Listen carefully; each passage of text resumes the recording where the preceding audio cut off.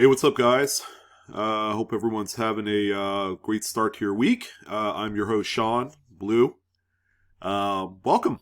And today we have a really good episode where we talk about, probably one of the most liquid, if not most equitable, U.S. mint errors you could find in change today, and that's a CUD die break, or any sort of form thereof.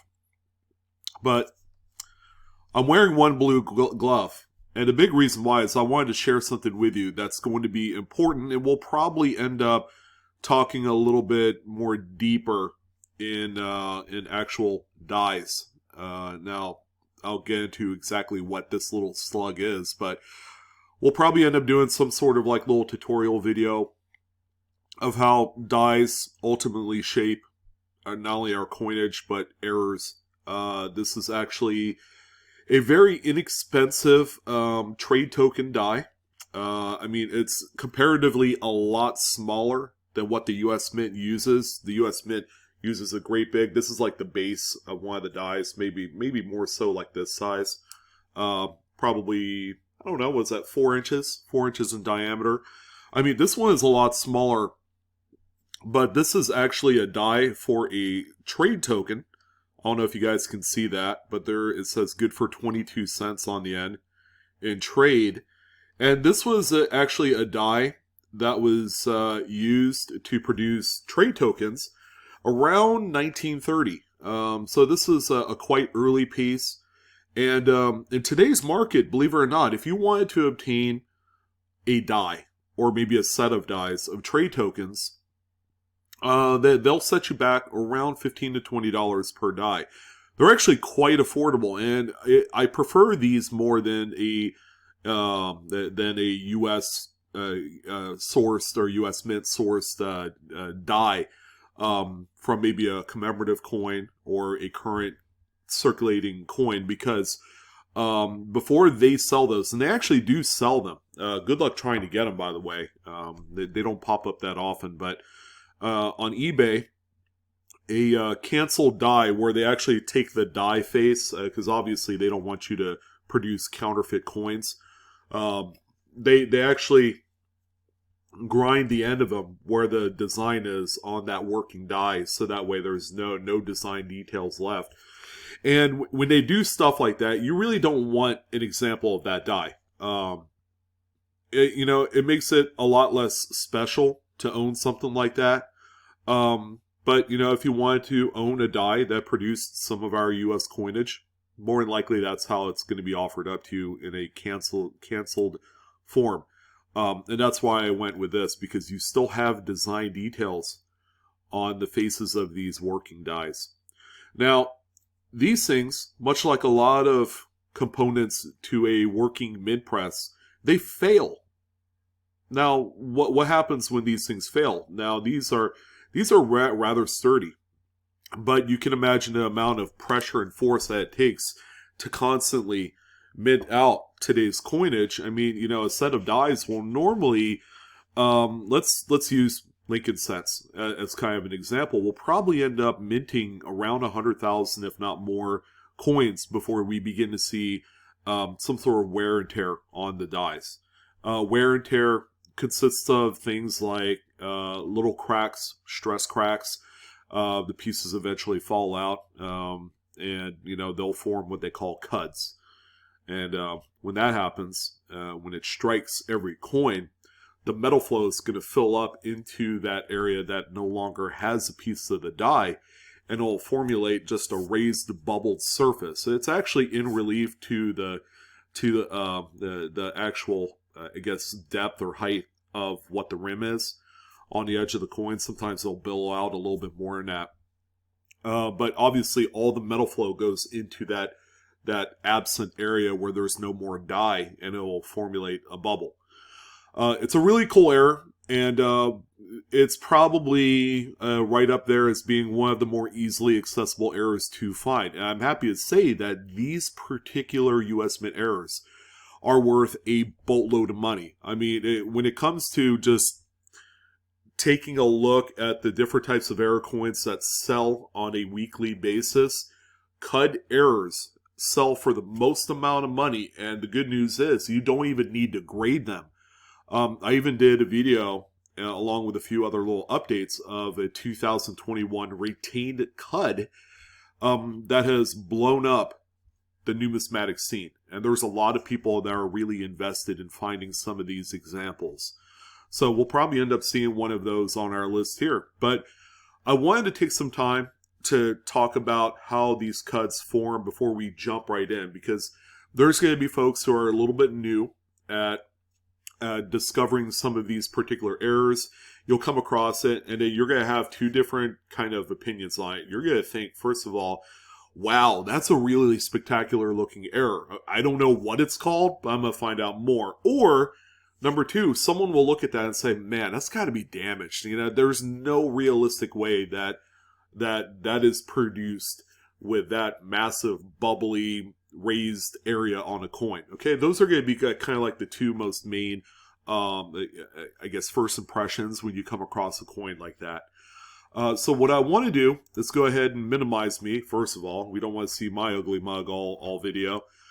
And talk a little bit about some of the coins that have sold. And keep in mind, when you're looking on eBay and you're looking through the auction archives of what has sold, it's from the last 90 days. You're going to have to go to an outside website like 130 Point, Worth Point.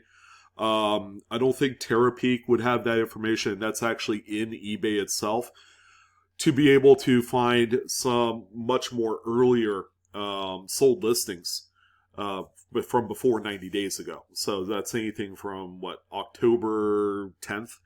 Today's January 10th. So things earlier than October 10th, you're probably going to have to research it online some other way outside of eBay. But we have 631 total confirmed sold sales. And all I did was typed in CUD error in US coins. And I didn't specify any one specific denomination. Like I didn't put CUD error penny or CUD error dime. I just want to look at the whole list. Now, we're not going to look at all 631, but a few of them that catches our eye, we're going to pause, take a look at them, and just kind of dissect and see what we have, so that way you guys know exactly what you have, what to be on the lookout for, and ultimately, you know, if you don't like keeping in your collection, these things sell well enough that they make a substantial amount of money on the secondary market that, you know, it could do things like pay for a tank of gas. You know, you find a few of them, you know, it could pay for groceries for the family. I mean, it's not nothing. And these are out there. I mean, in great quantities. You could tell 631 total sales just in the last 90 days means that there is enough supply out there for treasure hunters to be on the lookout for. And then furthermore, you're going to come across like much older coins like this 1844 Seated Liberty quarter. You know, if you're a cherry picker, not a nose picker, a cherry picker of some of these coins at local coin shops and coin shows, then you will do really well. All right. But most of where the value is going to be are on much more modern coins than this one, because a lot of the value that's associated with coins like this 1844 quarter is going to be strictly in the date and the availability and the mintage. I'm willing to bet that's going to be a coin by itself without any routine cuds or die breaks that will easily sell for $100 because of its age. But when we get into things like this, it's a 1956D. Now keep in mind, this is the good news for everyone out there listening. You can find these on both Philadelphia and Denver minted coins. It's not weighed heavily to one specific mint. These can be found all over the place. But something as simple as this, see how small this little CUD piece or this die breaker is right here? I mean, it's very small because you can see it's between the S&T and Trust and the motto. This ended up selling for some amount of money, and it's really tiny. Probably end up selling for like $20 to $25, which isn't nothing. Again, these are coins that you're going to have to be on the lookout for. You're going to have to have a magnifier ready to be able to look at these. This is just going to be a supplemental part to your collecting habits or your selling habits. But yeah, they could come in any form, as tiny as what you see on this 56D. There's also what they call rim cuds, which is just on the rim. They don't go into the design. A full-blown cud, like this 72 Roosevelt dime. This is a really great coin. And yeah, guess what? Nobody likes dimes, right? But there are a number of people that bid this one up to $119.26. 15 bids to be exact. You'll notice that they have attribution numbers too. There is a website, and by the way, I want you guys to go ahead and check out the website and bookmark it, either on your smartphone or on your computer. It's cudsoncoins.com, and I believe it's cuds-on-coins.com. You can either type it into your URL bar, or you could go into Google and just type cuds on coins, with a space in between the words, and then it'll be the first thing that pops up. But these are all attributed, and that's the big reason why that these are extremely valuable and they're very coveted. Is people are collecting either the entire run or they're collecting by date. So when that happens, it gives every collector kind of like a goal when they're going out to collect these. It might just be that there's a collector out there that just loves cut errors, and they'll collect and buy as many as they need. But this one right here, ladies and gentlemen, this 72D Roosevelt dime is an extremely impressive coin. And yeah, check out the overall condition of the coin. This coin is not mid-state. It's not BU. It's not brand new. This thing has circulated a lot. It has passed through many unknowing hands. But now that you guys have seen it firsthand in what this looks like, you'll know what to look for. And you could be that first person that discovers a coin out of your change as it's being handed to you from a Starbucks barista. And you could honestly say, well, damn, $120 says that'll pay for some groceries for my family, or that'll help pay for a phone bill, or what have you. I mean, when you associate the amount of money that these are being sold for, they make a larger impact based off of what you can compare it with. $120 for 10 cents. Keep in mind, house money. More than likely, you're only getting 10 cents, or you're paying 10 cents for it, and change. I mean, that's a huge multiplier, okay? So just kind of think about it that way. It's really, really impactful. But I also say when it comes to cuts, you also have to be on the lookout for this void. That's going to be on the opposite side in the same spot of where that cut is, because normally that'll be weakly struck. When these coins are being struck and you have a piece of the die that is missing, it's going to fill in that area, so that way it's a nice raised bubble on whatever side the piece of die is missing. But it'll also create a void because there's no pressure to strike, because that piece of the die on the more than likely the hammer die. So you have a anvil die and you have a hammer die. The hammer die moves much like you would hammer something, right? All right, the wall's stationary, and you're hammering that nail in there. So this right here is the wall, or you could even say it's the nail. So the hammer die continuously moves. This particular hammer die right here does a lot of the work associated with it, and therefore there's going to be a lot more wear and tear on the hammer die than there would be on the anvil die. So with that being said, this has the appropriate amount of weakness opposite to the side of that cud. Like you see there, that's a really good close-up of that cud. And you'll notice just the flow of it, that kind of comes to fruition on something like that. But this is just a tremendous example of a cud error. And they range in various different sizes. Here's a 1983 P Jefferson nickel. I mean, take a look at the size of this cud. That's right, the base of Jefferson. And normally cuds will form on coins where there's very little room in the design devices of that working die, where it's most susceptible to wear and tear. On nickels, the most common place that you're going to see these cud die breaks is normally going to be on the obverse, and it's either going to be at the base of the Jefferson's bust, right where Felix Schlag's initials sit, and it's FS. It's a very, very delicate area, I would assume, on the die. And also on the outside periphery words, okay, like In God We Trust, the motto, liberty. You're often going to see a lot of stress cracks and various other different types of things going on where you have a very busy and crowded rim area. That's just an area that's more susceptible to wear and tear, especially on the die. And you know, dies are made from, I guess, forged steel. Someone out there will correct me if I'm wrong, but even forged steel, you know, will have lots of wear and tear after a while.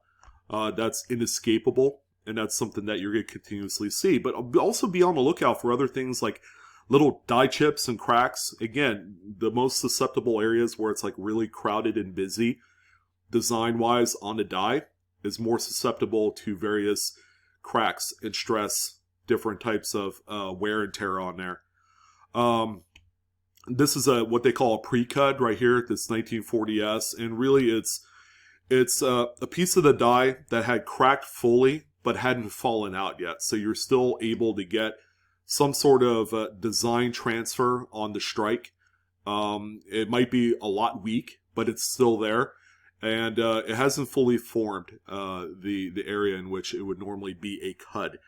And retained CUDs don't normally have the biggest secondary market, but as you can see from this 1940S, this one is dramatic enough that it was able to sell for $13. Again, do not overlook things like this. They do have some sort of market because it's what they call a progression. It's actually the phases in which it starts out as just an innocent looking like little die crack, and it progresses through as the dies begin to wear and tear a lot more. They'll progress until that piece of die falls out. So there's a progression, and people like to collect the entire progression of, say, a specific retained pre-CUD all the way to a full-blown CUD. Excuse me. So here's a 69D Jefferson nickel. You can see that there is a sizable CUD in exactly the same spot as where we saw the previous nickel. It's a very delicate area on the die where there's not a whole lot of, it's just, you know, the devices are so close together from the rim to the base of Jefferson's bust that little area there where the FS initials are usually is an area of stress. But take a look at this 1997 Lincoln cent with a huge, giant CUD die break. This one sold for $177.50. Let's go ahead and take a quick close look on this one. You can see that this particular CUD is a huge piece, and it has covered pretty much the entire motto with the exception of the word in and the letter G in God. But this is a 1997. This is a relatively new, very modern date, and these can be found on coins as recently as last year, and you're going to see that here momentarily. And why I say that was a coin that I had shared with each and every single one of you as being a coin to be on the lookout for. But again, you have that corresponding weakness on the reverse because there's nothing there to provide the same amount of pressure on the strike. Because the piece of the die had fallen out. But as you can see, just a tremendous size. Again, placement is everything, and size. The bigger the CUD, the more that they are going to be worth. There are what we call situational placement CUDs, where maybe it has covered a specific word on the motto. Like there are CUDs that cover the word God, and those are referred to as godless cents. And those have a pretty big, substantial secondary market. I've seen many of those pieces sell for between $50 and $100, even with a really tiny CUD.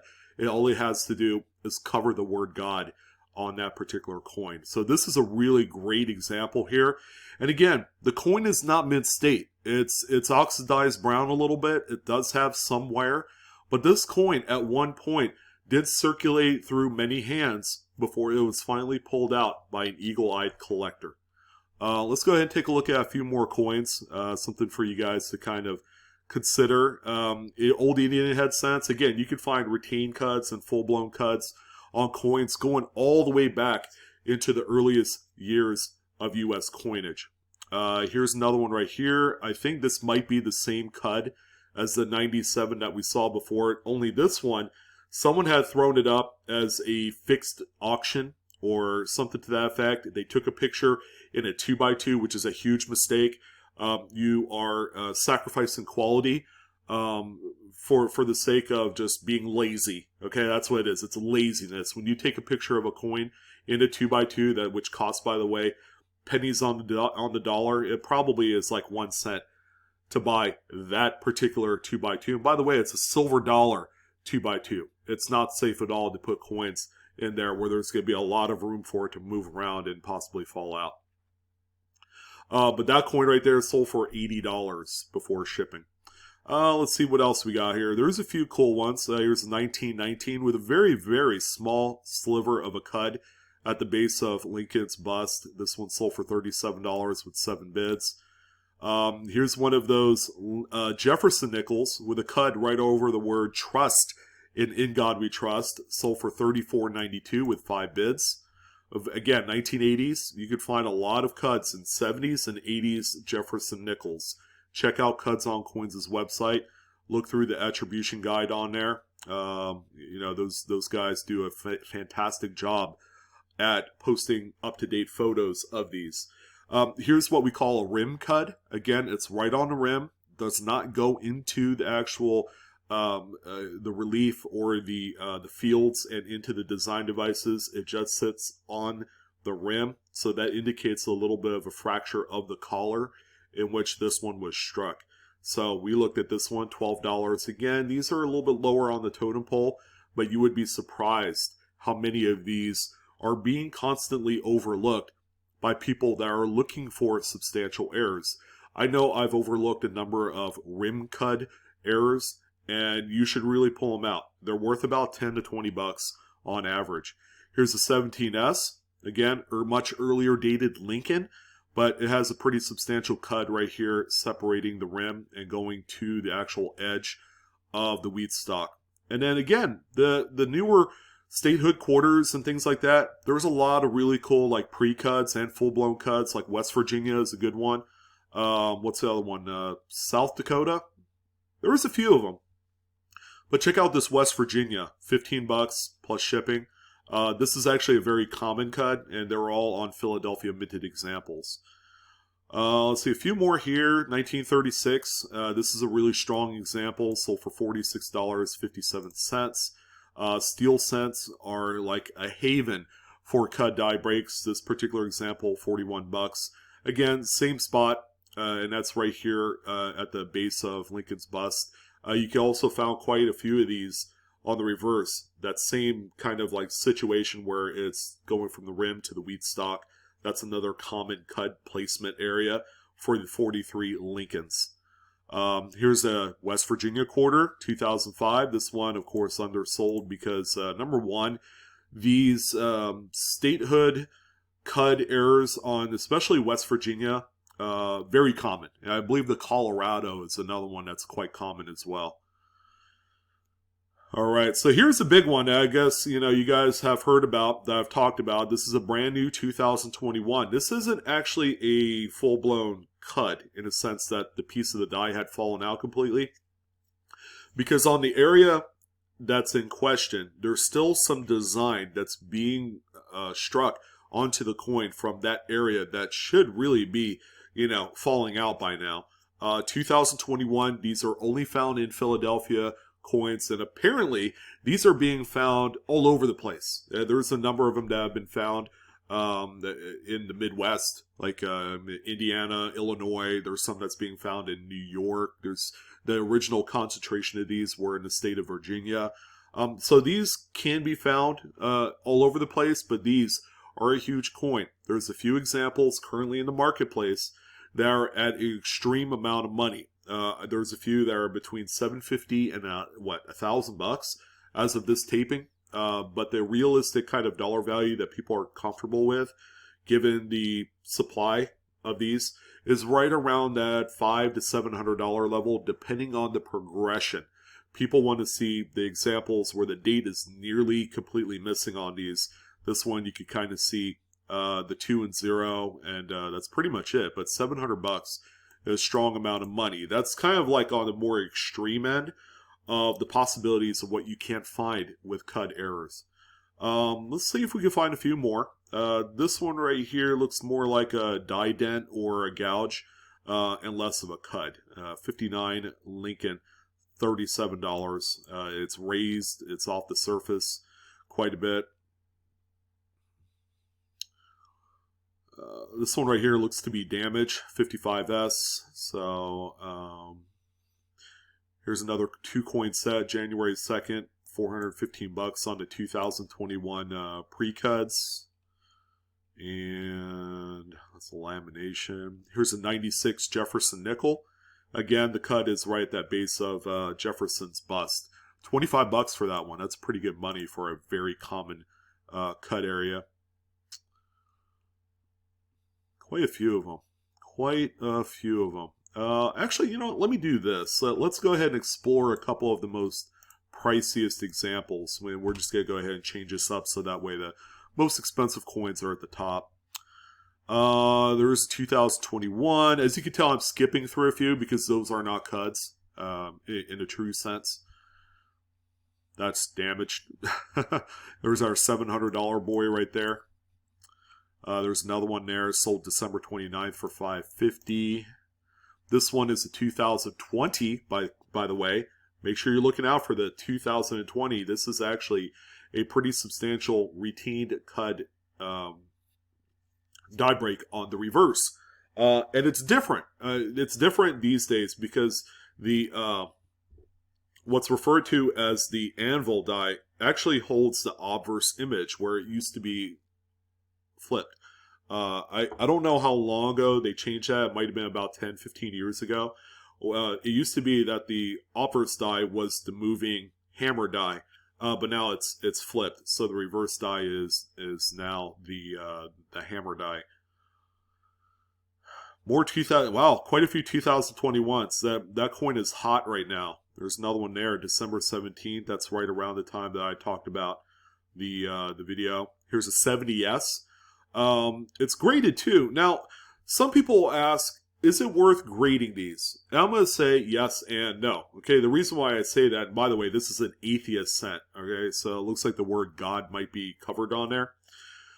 But the time in which these are going to be desirable to grade is when you know they're going to be in high grade. Mint state grades, of course, and it's going to be a CUD that you don't see that often, plus the size. If it's a giant CUD with a readable date, I would certainly send that out because you're going to pay a lot of money to authenticate it anyways. Like these 2021s that we see here, I'm willing to bet a high-end piece that gets sent out to PCGS or NGC will be worth a lot of money.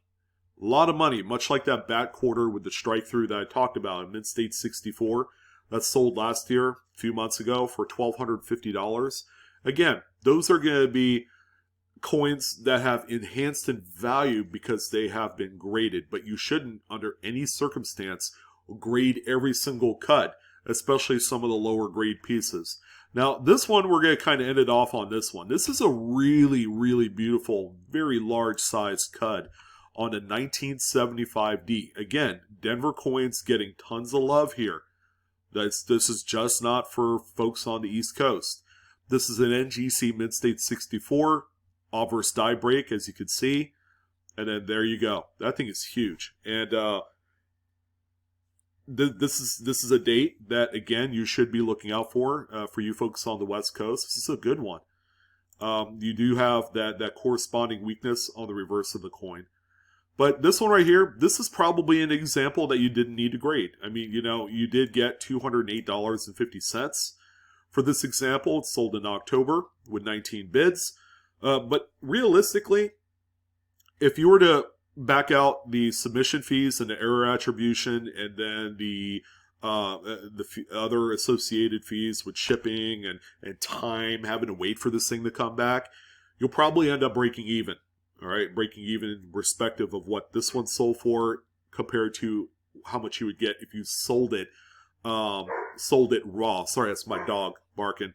But Really phenomenal error, 1975D. Again, these things are out there. Again, there's a lot of them. There is a ton of CUD errors. If we were going to go and get out of the sold listings part of this view here and get into what is available out there currently, there is 1,373. Now, there are some that are not CUDs, but I'm willing to bet at least 1,000 of them are CUDs, and they're quite common. Another coin for you guys to be on the lookout for here in 2022 as we begin to see more and more crappy quality control for brand new coins and also subsequent much older coins as well. I want to thank you guys for joining in on this episode of Blue Ridge Silverhound. I'm your host, Sean. Hopefully you got a little bit of valuable takeaway from this particular video, and I do appreciate your guys' views on this one. Don't forget to like, share, and subscribe and all that other valuable crap that you hear so often. Well, that's it, guys. Love you. Peace. Have a wonderful Monday. And I'll speak to you guys soon. All right. Take care.